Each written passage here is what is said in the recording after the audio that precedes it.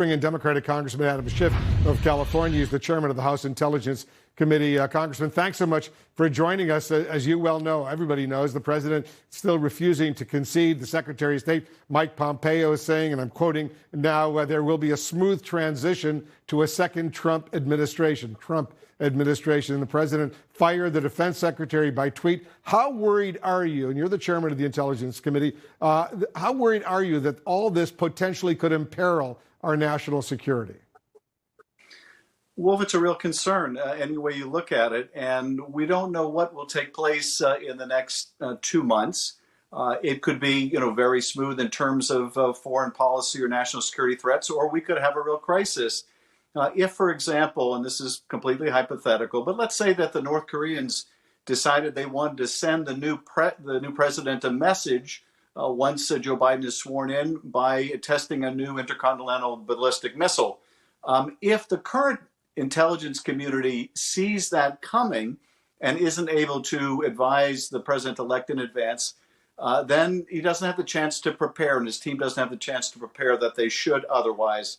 But look, I think the president-elect set the right tone today, one of confidence. We'll get through this. The president is basically doing what we all expected him to do, which is not concede and make false claims of fraud.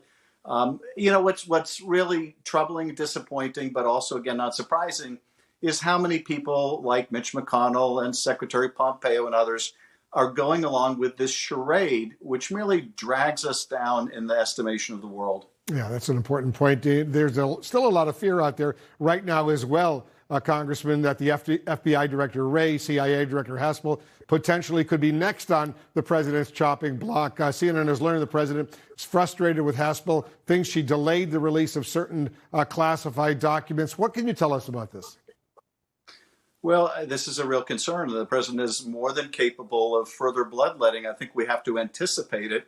And again, the combination of not allowing the transition team to have access to classified briefings, to be fully prepared, and at the same time removing people from their positions atop either the intelligence community or the Pentagon or the FBI, leaves the country unprepared if things happen in the next 2 months.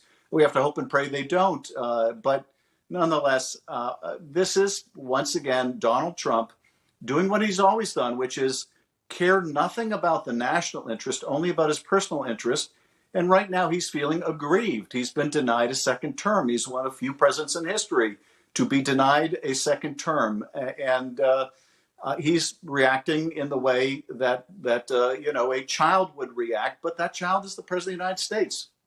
The fact that they're denying the president-elect access to the president's daily intelligence briefing, the PDB as it's called, what do you make of that? Because normally, as soon as there's a president-elect, that president-elect is fully briefed by the CIA, the National Security Council. They work closely to make sure that president will be fully prepared on January 20th. Well, that's exactly right. That's what should be happening. We are really fortunate, though, if that's not going to happen, to have someone with the kind of experience that Joe Biden has, with decades of experience in foreign policy and national security. If this were a different kind of a president, indeed, if it were Donald Trump in his first term, it would be a far graver situation because he came in with no experience. Joe Biden comes in with literally a world of experience. It's still far from ideal. But if there's anyone who can hit the ground running when he is sworn in, if that needs to be the case, it's Joe Biden. And he does have among his inner circle a lot of officials who served with him during the 8 years of the Obama administration. They have a wealth of national security experience, international affairs experience. They clearly know all these issues. Very quickly before I let you go, Congressman, as you know, Senator Kamala Harris, she's going to be the vice president of the United States. There's going to have to be a new senator from California. Are you interested in that job?